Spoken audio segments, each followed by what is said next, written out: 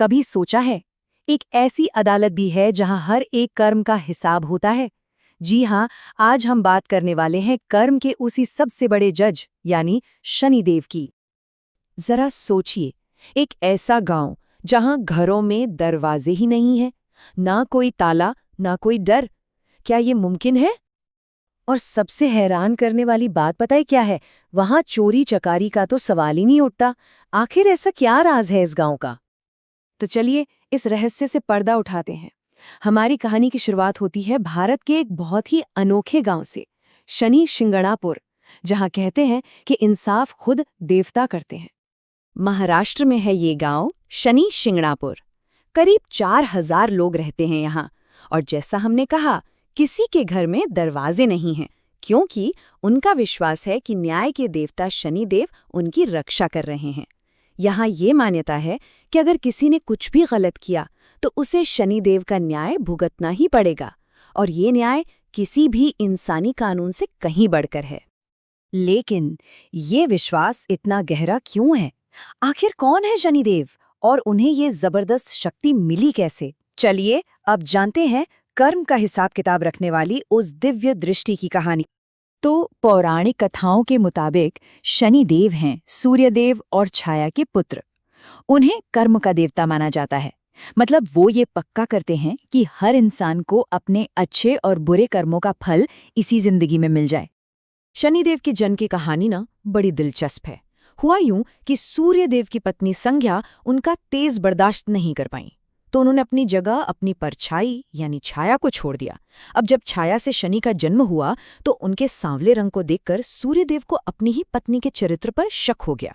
बस अपनी माँ का ये अपमान नन्हे शनि से देखा नहीं गया, और जैसे ही उनकी गुस्से वाली नजर सूर्यदेव पर पड़ी, उन पर ग्रहण लग गया।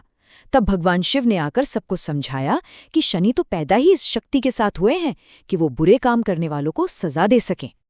और शनि का न्याय वो समय से भी परे है। कई बार हमें लगता है ना कि बिना कोई गलती किए हम क्यों परेशान हो रहे हैं।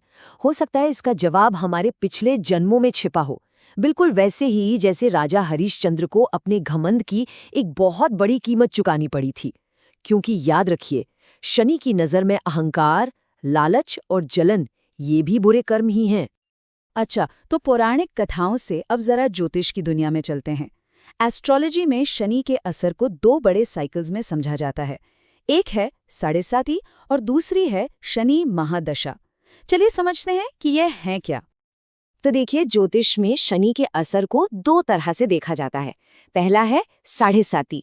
ये तब होता है जब शनि हमारी जन्म की राशि के आसपास से गुजरता है, और इसे अक्सर काफी मुश्किलों भरा टाइम माना जाता है। दूसरा है शनि महादशा, जो जिंदगी का एक बहुत लंबा पीरियड होता है। ये पीरियड अच्छा भी हो सकता है और बुरा भी, सब कुछ हमारे कर्मों पर डिपेंड करता है।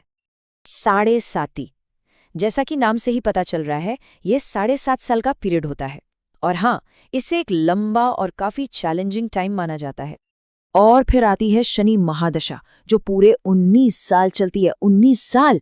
सोचकर देखिए, जिंदगी का इतना बड़ा हिस्सा शनि के प्रभाव में। तो सवाल ये है कि इन 19 सालों में होता क्या है? ये पूरी तरह हमारे कर्मों पर डिपेंड करता है। अगर कोई मेहनती है, डिसिप्लिन्ड है, तो शनि उसे उसकी मेहनत का फल देते हैं।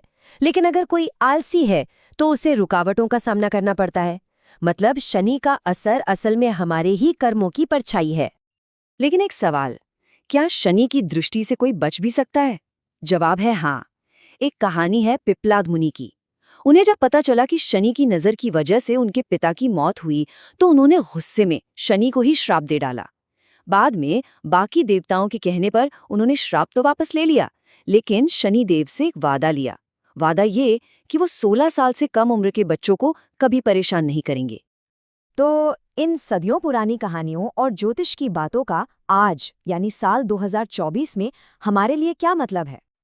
देखिए, ज्योतिष के जो जानकार हैं ना, वो इस साल 2024 को ईयर ऑफ कर्मा या शनिदेव का साल कह रहे हैं।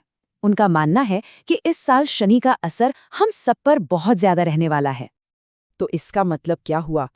इसका सीधा सा मतलब ये है कि ये साल हमारे कर्मों का टेस्ट है।